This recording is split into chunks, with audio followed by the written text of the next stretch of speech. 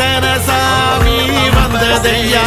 இது எந்தெந்த சாமி தந்ததையா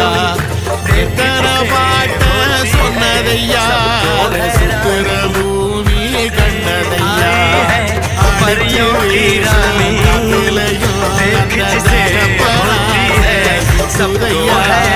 பிடிச்சு போதையிலும் ஒரு வம்சத்து கதையே உள்ளதையா 100 தலைமுறை சேர்ந்து சதுக்குன ஈர நலம் இது பாறையா வாழும் வரையிலும் நீயும் விதைக்கிற கடமை இருக்கு